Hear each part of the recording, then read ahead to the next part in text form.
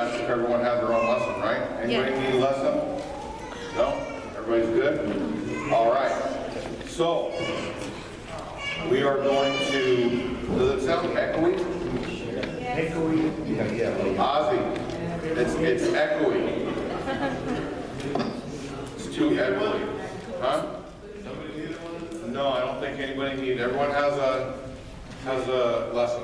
All right, is it better? Not as echoey, right? Yes. And you can hear me good? Yes. Awesome. All right. So let's pray, and then I'll talk to you for about a minute or so, and then we'll get right into the video. Talking about love being interrupted today, and there is not a pause button on love, but sometimes there is. You know how you have your remote for your DVD player or your Blu-ray player, and there's stop and fast forward and skip and all that kind of thing. And sometimes we do get interruptions in our relationships. Benjamin Franklin, hopefully you all know who he was, said, if you argue and contradict each other, you may achieve a victory sometimes, but it will be an empty victory because you will never get your opponent's goodwill. You got to remember, when we have things come up in our relationships, it's not about winning. You know, overall, you want the relationship to win. It's not the independent journey, and the sooner we get the thought process of us being a team and being one, as opposed to trying to win. And I know when you have a disagreement or an argument or a fight, whatever terminology you want to call it, the main objective is to win. Because that's why the fight starts in the first place, is because you feel so determined to prove your point that you are willing to go to the next level to be able to achieve victory. And where does the victory lead? The victory leads really nowhere. You know, that's a case where winning is a very lonely place. Because if you win and you're sacrificing your spouse at the onset of that, then really the win is a loss. We need to be able to learn how to come to a mutual agreement. It's like negotiations, you know? If you can sit down and negotiate something in business or negotiate something in school or negotiate something anywhere, why can we not negotiate in our relationships to come to equal terms? There's a couple of things that, you know, hopefully you understand and you realize that conflict is common to all marriages. If you're sitting there and you're thinking to yourself, man, I argue with my spouse a lot, it's really a problem, you know, don't think that there's anybody that doesn't have the same situations. Arguing, having disagreements is natural. It is common. Going back to the same thing, we are two completely different people, raised in two completely different ways, trying to come together and make life work together. Regardless of how long you know the person, they're still different. Then you throw in the whole thing of male-female, that's where prayer comes in. Because, you know, we're different. We're really different. The other thing is the goal is not to be conflict-free. That's not the objective in a relationship, because sometimes healthy conversation is good. So the idea is not to be conflict-free, but to learn to handle the conflict correctly when it comes. So we know it's going to come, and you've heard me say 1,000,001 times, and I will continue to say it, it's not what comes your way, it's how you deal with it. So we have to learn that handling the conflict correctly makes all the difference in the world of how long it's going to last. Conflict helps, if you look at it that way, it helps you grow as a person and as a couple. When you're, you know, you hear this terminology, your faith isn't really faith unless it's tested. Well, you know, we talk about walking in the fruit of the Spirit, love, you know, what are the other ones? Long-suffering and all of that. If you're never tested in that, then how do you know if you have them? You can say you have them all you want. So your spouse is an instrument that is used to help you develop those gifts. And who better than our spouse to do it? So together, you challenge each other to grow so that you can become one. So many couples think that if they're having friction in their marriage, it's the end. It's not the end, it's the beginning. It's the beginning of coming together and seeing the world through your own set of lenses, not through individuals anymore, but as one. And that's the thing is, your spouse can bring out the best in you, and they can pull out the worst in you, worst of you, depending upon how we handle it. There's a difference between conflict and healthy conflict, believe it or not. Is there such a thing? Is it a contradiction of words, healthy and conflict? No, there is healthy conflict. And healthy conflict resolution, it happens when couples are willing to seek and grant forgiveness. Listen, you mess up, I mess up, we all mess up. That's what makes us human. But understanding right from wrong, understanding that we made a mistake, and looking for forgiveness is sometimes really difficult for someone to say, I'm sorry. Or even take that other step and ask somebody to forgive them for messing up, you know? And then, but if you want that to happen for you, we're the first ones, when someone wrongs us, well, they need to say they're sorry. Or they need to show some kind of remorse. Or they need to kiss the ring. Or whatever the case may be, you know, you want something, an action on their part to show that they acknowledge the mistake and that they're truly sorry for doing that. But are we willing to do that as well? So those are just some things to think about. I'm going to let you go. We're going to watch the video and then I'll come back and we'll have some discussion. Pretty good, huh? So here's the deal that I've noticed for myself. I think that it's amazing how many things we let bother us. And they may not be arguments, but they're things in our head. How many of you get upset when it's the little things? Okay, how many of you get upset when your spouse puts the toilet roll the wrong way? You know, some would say, you know, you gotta pull, some would say, no, you gotta push, or whatever they get. You take it from the top, you take it from the bottom. What about leaving the cap off of the toothpaste? You know, get that crust around the edge, right? Does that drive you up the wall? Yes. Right?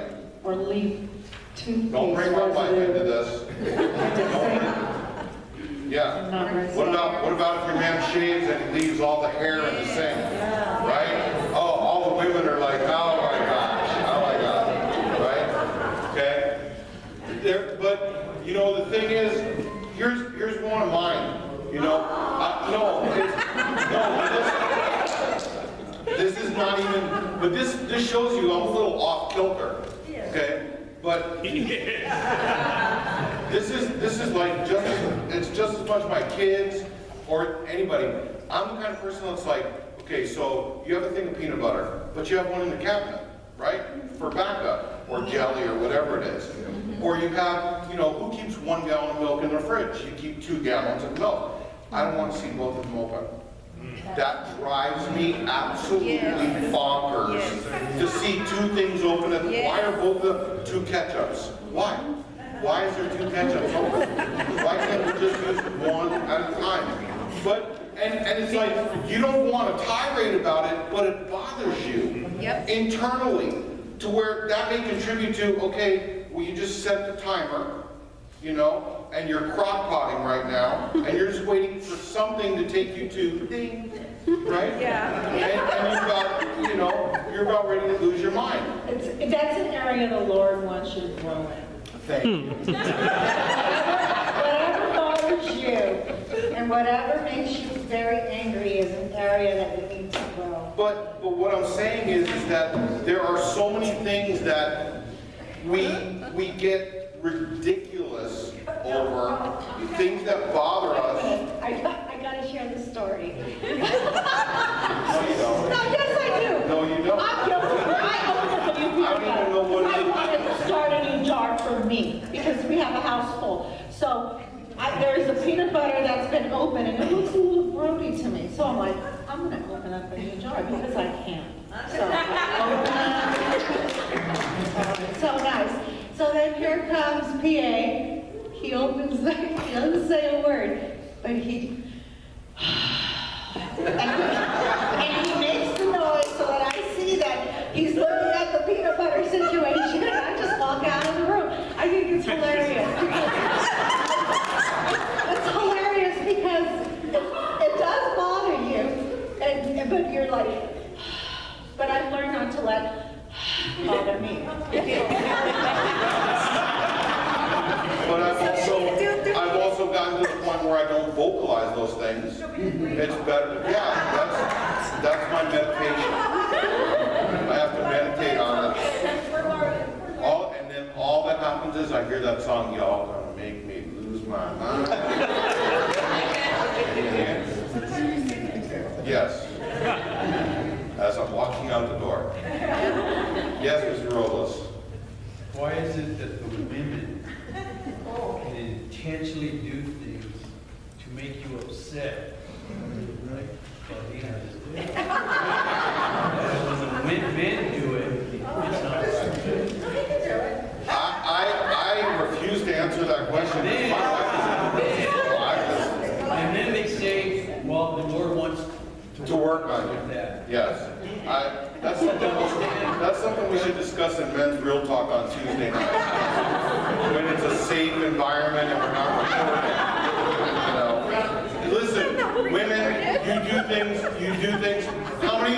How many of you know exactly how to push your man's buttons? And I don't mean in a good way.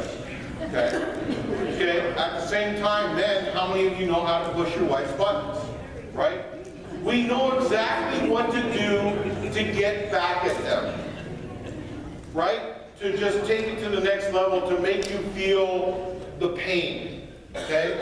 And really, I love that letter that the guy wrote to his wife. You wish you could have sat down and wrote that letter. Yep. Because you heard the words, and you're like, dang, that's perfect.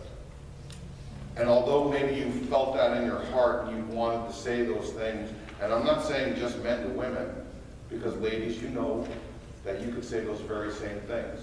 Yeah. You have tried to bring the worst of us out, the same way that the men have tried, or maybe intentionally, I'm going to get back at you. I'm going to make you feel how you made me feel, without actually bringing completion to this disagreement. Yes? But sometimes the man or the woman might think that other person's trying to cause something and they're really not. You know what I mean? Sometimes. That's true. Yeah, That's true. they are. And that goes back to being able to understand your spouse and being able to have those conversations. But you know, if you've been coming for any period of time, you know my whole philosophy is based on two things. Your disagreements come down to two things: pride and selfishness. I don't care what the disagreement's about, it comes down to those two things. Either you're too proud to not be wrong, or you're too selfish to be able to say I'm sorry or give up, you know. And when they were talking earlier in the video about being able to be in that servant mode, that is so difficult for a man. It's so difficult to give up. Man, if you were single and spent any time out of your parents' house on your own, you were independent. You didn't have to answer to anybody. You left your clothes and your chones and your everything on the floor, and it didn't matter if you drank the milk out of the gallon, and it didn't matter if you had your finger in the peanut butter to get, it didn't matter. And then you got married and everything changed because now you're accountable to somebody. And it's almost like you kind of felt like, man, this is like having a mom all over again. You know? Don't do that. You shouldn't do that. And you're like, you want to throw a tantrum and go to your room. Right? And because you don't feel like, you know, who is this? But here's the thing. You can't get to the point where you throw the tantrum. And you know, folks, when you have a conversation with your spouse, it really matters what you say and how you say it.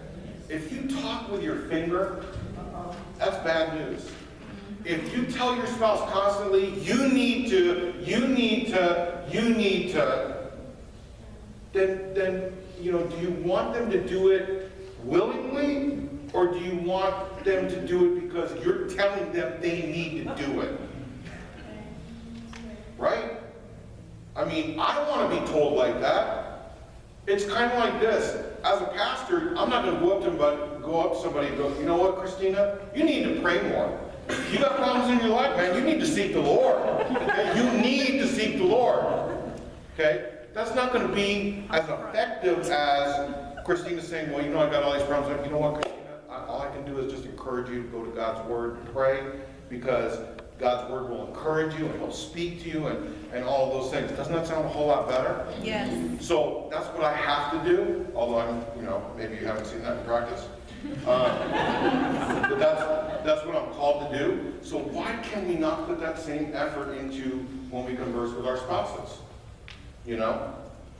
You're going to get a whole lot more with sugar than you are with salt.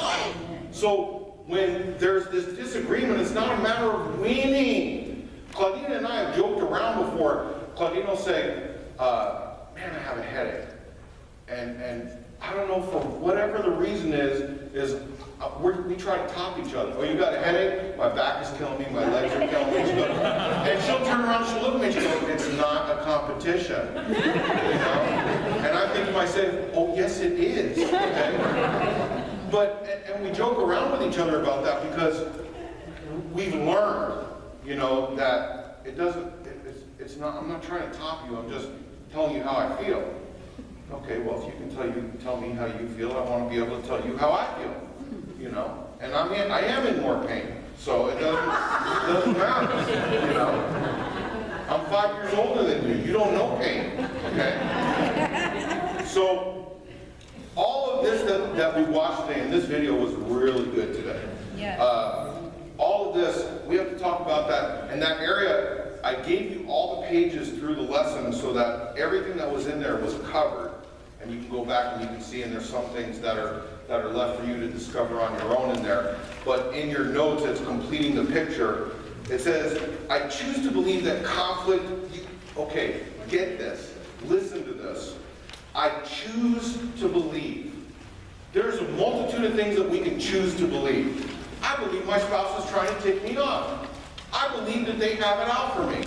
I believe that the enemy is using them, you know, to just throw me over the edge. But you have to choose to believe that conflict is common in all marriages. It's common. How many of you have arguments? Raise your hand. Look around. Okay. It's conflict. It's conflict. Okay? We have to also, to be able to complete this picture, we have to seek to handle conflict correctly when it occurs. Listen, in every aspect of our lives, we know that there is right and we know that there is wrong. Anybody want to argue that fact? No. No. Okay? So, when a conflict or a disagreement arises, how we choose to handle that conflict will be detrimental to the outcome of it. If you want to see who can yell louder, who can cuss more, who can throw more daggers with their eyes, go at it. When you're done with that, you still need to resolve the conflict.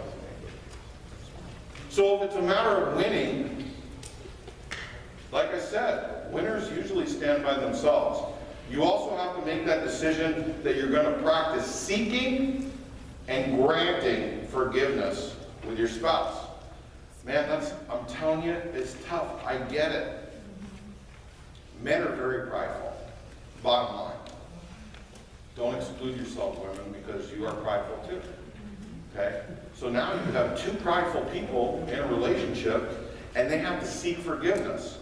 Well, nobody wants to go and ask for forgiveness. You remember when you were a little kid and you did something wrong, and if your parents were proactive at all, they told you, go tell your sister I'm sorry. Go tell your mommy I'm sorry. Go tell, and that was the last thing you wanted to do. You didn't want to go say I'm sorry, especially as a kid. Well, you brought that right into your adulthood. That's why we've seen the video before. I think it was Laughter Way to a Better Marriage, where he's talking about the young boy when he has to go say, I'm sorry. He doesn't even look at the other person in the face. He's looking down and kicking rocks and going, oh, no, I'm sorry, you know. It's difficult. And that's inbred in us from childhood. So it goes against the grain of everything we know. But man, when they give you those correlations between Jesus Christ forgiving us for everything, how can we not be that way? So we have to practice that. What he said about they were willing to stay married and just be unhappy. So in their mind, they were just going to stay married because they didn't believe in divorce, but they were going to be unhappy and be miserable. Then they came full circle, and it was restored. But what a horrible thing to do, that because we put our ego and my right to be right above what's better for our marriage and the whole family in the future. That's a very sad place to be. And that breaks my heart when I see couples that are fighting over something that is very fixable, but they're just very stubborn and not willing to just give in a little bit. And I know it takes two, but decide to be happy while you're married. I mean, life is short. You're gonna have conflict, so that's okay. Move through it. You know, have great times together. Go to dinner, enjoy yourselves, laugh together. Live life. Life is too short. There's that joke that says, you know, the guy's going to get married and his father comes into the dressing room right before the ceremony and he says to his son, son, I'll give you my life experience of marriage. You have two choices. You can be right or you can be happy. He goes, I've been married 43 years. I haven't been right for 40 of them. But I'm a happy man. You know? I don't know. I'm sure every man tells his son that. The bottom line is you have to get to the point where, you know, for men, we're aggressive. We have that in us. We're wired that way. You know, we're businessmen and we're you know, this and that. And it's really hard for us to shut up. It's really hard for us to not be aggressive. It's hard for us to walk away, not walk away, but just not be reactive. And I know for you feisty women, you know, it's just as hard for you to not react. You know, Marcos, I need a lesson, please. So it's a matter of training ourselves to the point where you know, we have to train ourselves just like in anything else to be non-responsive in something. Let me just say something. I think that the biggest challenge when you get married is, and it was for us, and it's for a lot of couples, we have to remember that we are a team. You were individuals, and you were amazing as individuals, and then you come together, and you have to be amazing together, but yet there is that power struggle. And I really respect couples that have two gentle personalities that come together. I take off my hat to you. That's not us. We have two strong personalities. We have to work really hard at giving and taking and coming together and deciding that we're not going to be selfish. It takes work, and it takes a self-sacrifice to do that for what's best for everybody in the family, and the fact that we really like each other. You know, and we want to be happy while we're doing this marriage thing. So, I lost my track of thought now. All right. Anyway, where was I going? I said it all. That was, so just, it's very difficult. Oh, I was going to the ego thing. So when you allow, I think that trying to lord, this is something that I learned. It's almost like, I know some of you here may not be really religious and some of you are. It's almost a demonic thing. When you are determined to lord over your spouse, and if they don't, you're going to make them pay. There's something wrong there. There's something very wrong there, because you were never meant to lord over your spouse. You're now taking the place of God. And if you're that kind of spouse that looks to your spouse for everything, now you're making them Lord and Savior of your life.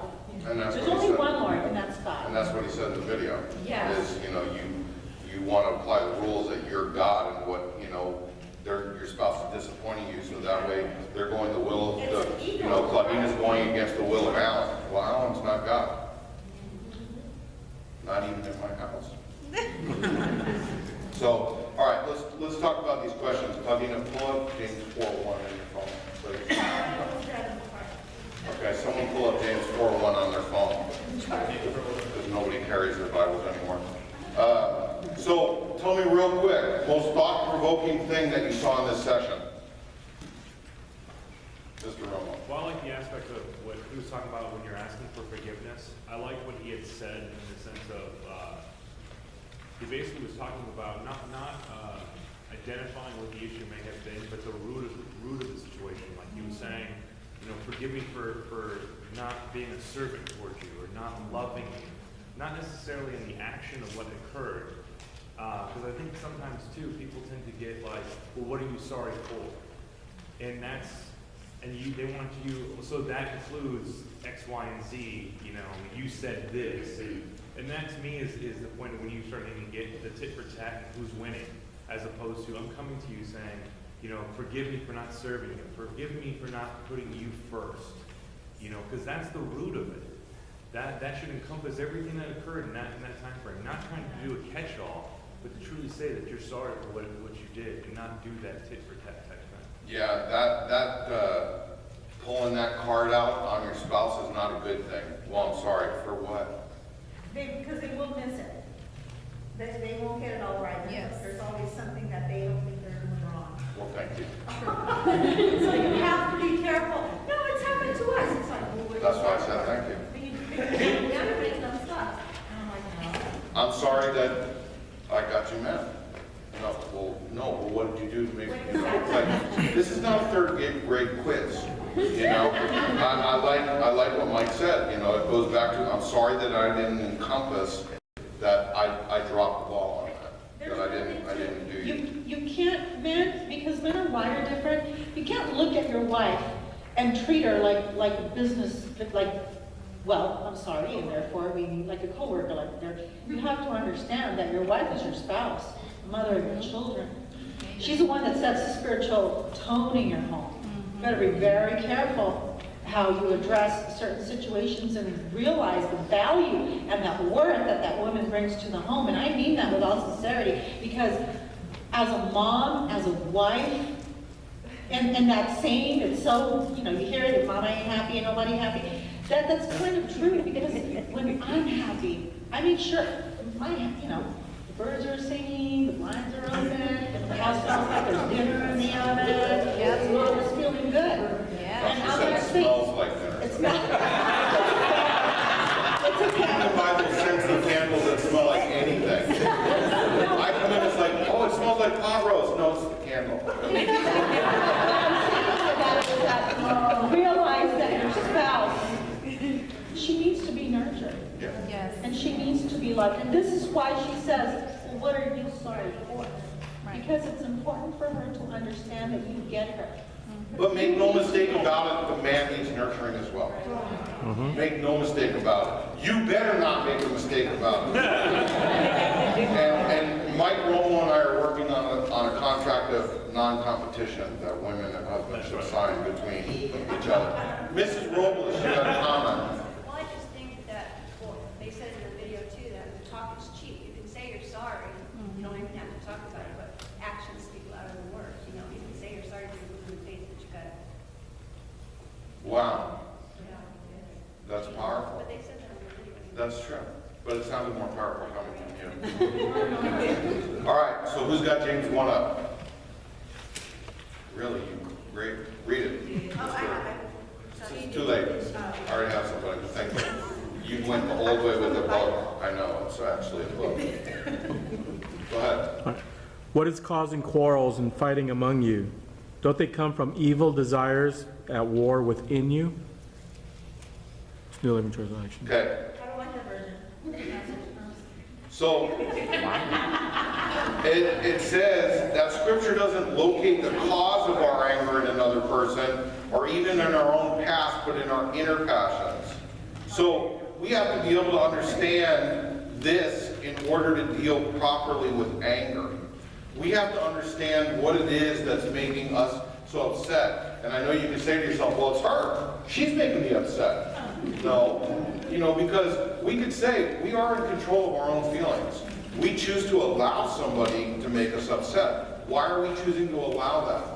How much patience does it take, and Claudine was talking earlier about the gifts and the fruits, loving kindness, patience, being able to, have that patience with somebody and understanding with somebody, and it's like, maybe they may not say the right thing, and you've seen love and respect, and maybe you come back and you go, well, did I do something to be unloving because that didn't sound very respectful, and yes, you can say it, but you gotta make it your own. You can't just, because if it sounds like the video, then it's like, oh, don't pull that crap on me, don't pull that fusion stuff on me.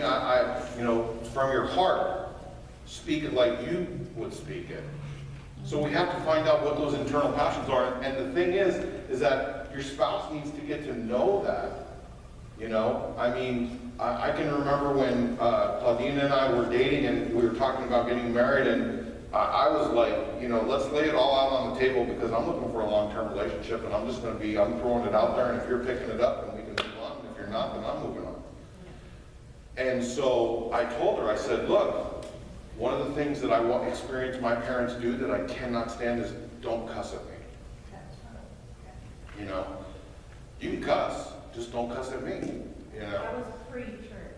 What? That's not like, okay, now, that was like 20 years ago. Well, yeah, that's what I said when I was dating, when we were dating.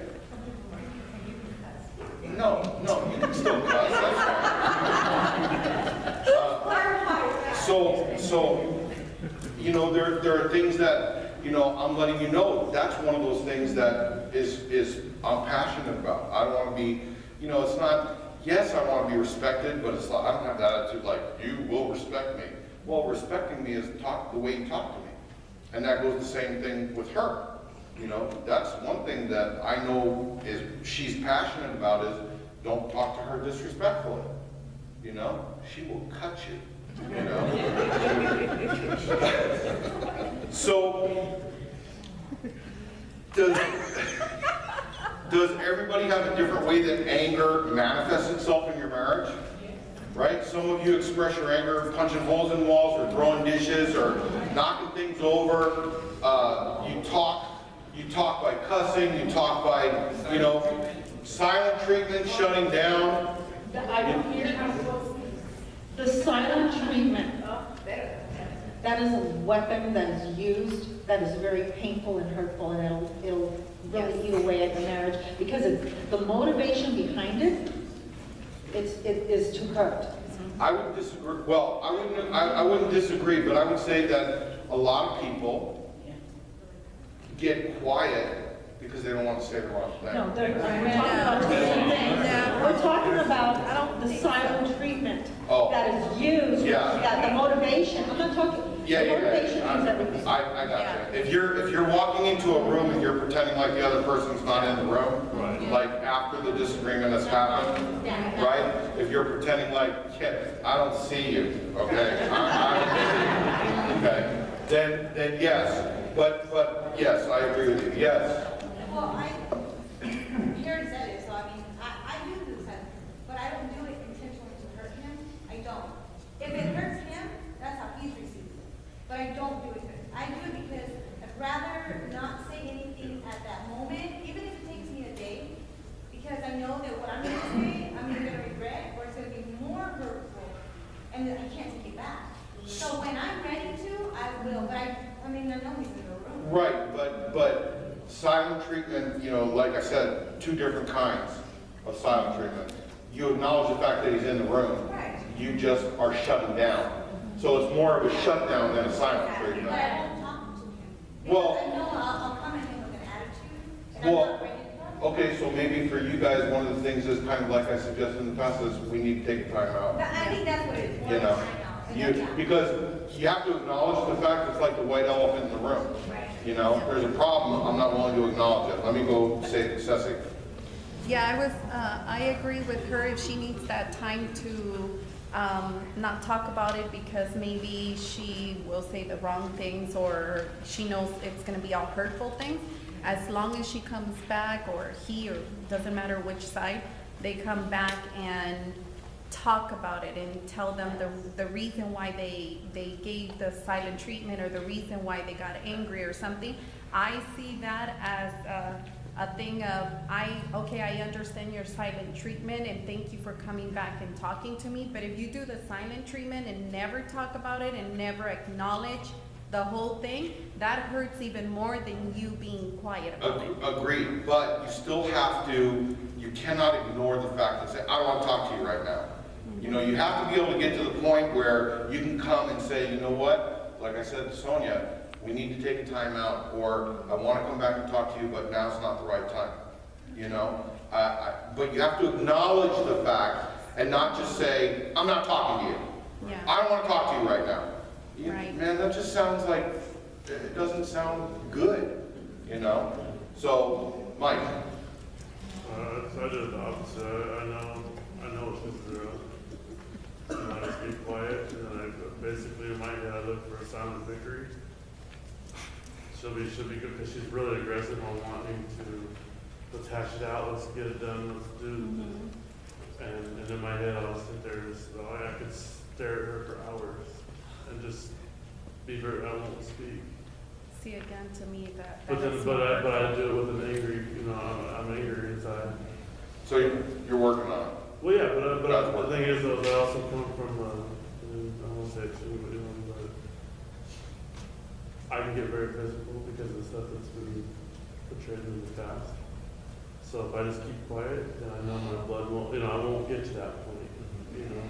So some of it, I guess, is that I don't want to do it, but some of it is I'm looking for a silent victory. Yeah. It's just out of hate, you know. And that's where we have to change our attitude of competition. Yes? Don, I think it's just my pride, really. I let my pride get in the way of my arguments, and sometimes it's just best to not say nothing and then go process what just happened and then go back and make amends. There should be, actually that would be a phenomenal business idea, is if we guys came together and built small, almost like porta potty sized buildings to where we could go cry. And get a hold of our feelings and process. But you acknowledge the fact that pride, you know, and that's what I say, pride and selfishness. Pride and selfishness. Pia, you're not helping the situation. Huh? I said, Pia, you're not helping the situation. No, it's true. First Peter 4:8 says, keep loving one another earnestly because love covers a multitude of sins. You know what? It's like the peanut butter or the toothpaste or the toilet paper or whatever. Is it really worth it? And Claudina loves to use the terminology, choose your battles. You know? There's some things just not worth arguing over. You know? There really isn't. Yes. That's the word I use it too many times with my wife when I start arguing. I'll say, you know, think before you speak. Think what you're going to say. Because sometimes we don't have time to think, and yes, we got it under, and we start speaking and throw, and very honest, I'll be.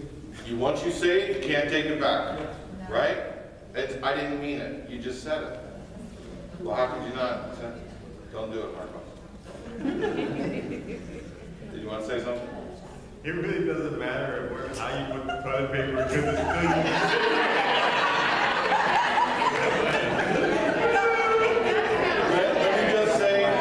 Let me just say from my perspective, it matters.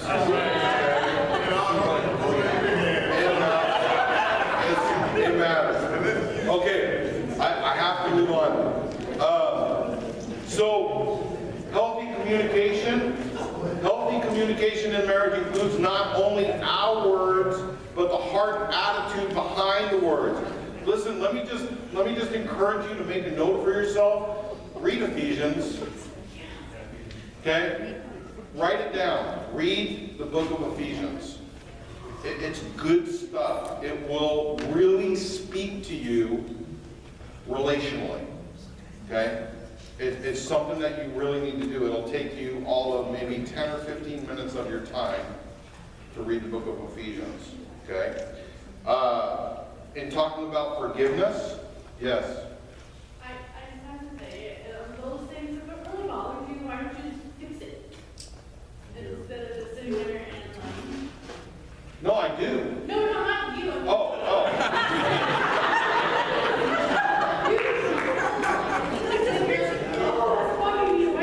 No, but that's part of what bugs people is the fact that they gotta fix it. Because if the other person would just put the cap on. Then it would not go dry. Okay. We gotta move on. Listen, forgiveness is this. When we both seek it and we both grant it. Okay? If you're married, are you just going to get, no, I don't forgive you? Or even, and of course that was the woman. But if you're the man, no, because I said the way I said it. But if you're the man and you have that attitude, it's like, well, no, I'm not going to forgive you. Well, where's that going? Let me remind you of the vows that you took. For better or for worse, in sickness and health, till death do you part. Make it work. You have to have that attitude of, I'm going to make it work. I'm not going anywhere. Your spouse needs to know that regardless of what happens, I'm not going anywhere. We're going to have tough times, but we're going to get through them. You may hate my guts right now, but by tomorrow, I'm going to make sure that you love me again. It may cost me a couple $100, but I'm going to make sure.